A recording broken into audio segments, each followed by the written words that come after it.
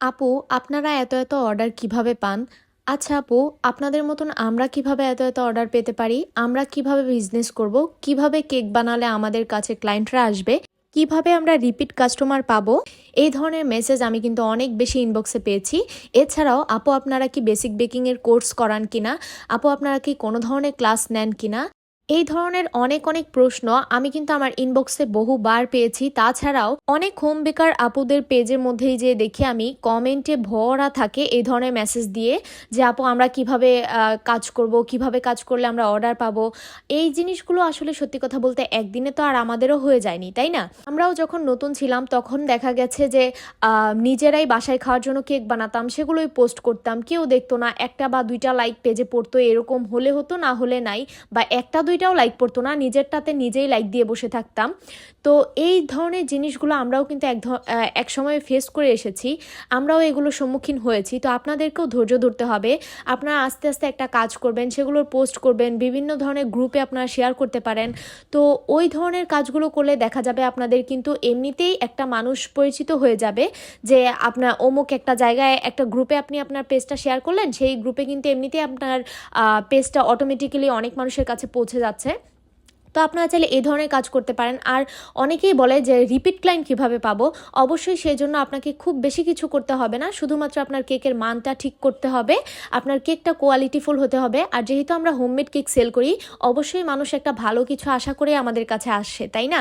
তো সেই বিশ্বাসের জায়গাটা আমাদেরকে ধরে রাখতে হবে। অবশ্যই ভালো কিছু দিবেন, কোয়ালিটিফুল জিনিস দিবেন।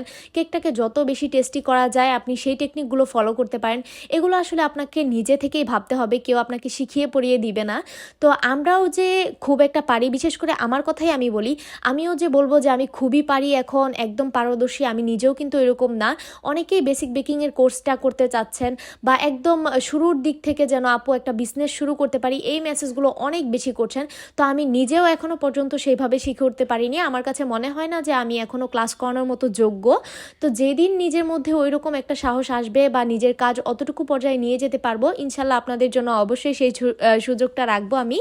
তো আশা করছি আপনারা এই প্রশ্নের উত্তরটা অন্তত পেয়ে গেলেন যে আমরা কোনো ধরনের ক্লাস করাই না বা এখন অবধি কোনো ধরনের পরিকল্পনা নেই এই বিষয়ে। তো যাই হোক, আপনারা ধৈর্য হারাবেন না, অবশ্যই ভালো ভালো কাজ করবেন। নিজের পোস্ট, নিজের কাজগুলো সবাইকে দেখানোর জন্য বিভিন্ন গ্রুপে শেয়ার করবেন, যে গ্রুপটাতে দেখা যায় অটো অ্যাপ্রুভাল হয়ে থাকে। তো ওইগুলোতে আপনারা শেয়ার করতে পারেন। আর অবশ্যই এটা আপনাদেরকে মনে রাখতে হবে যে আপনি একদিনেই সব কিছু পেয়ে যাবেন না।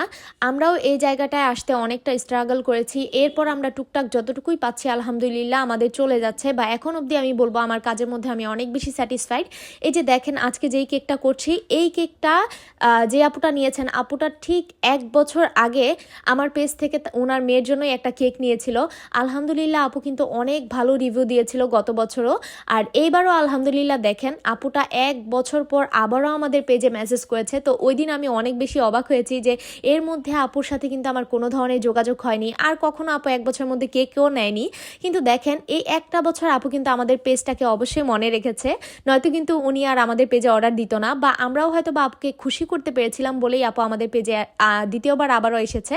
তো এই যে খুব বেশি কিছু না, আপনাদেরকে শুধুমাত্র ক্লায়েন্টের মন বুঝে তাদের চাহিদা বুঝে কাজ করে যেতে হবে।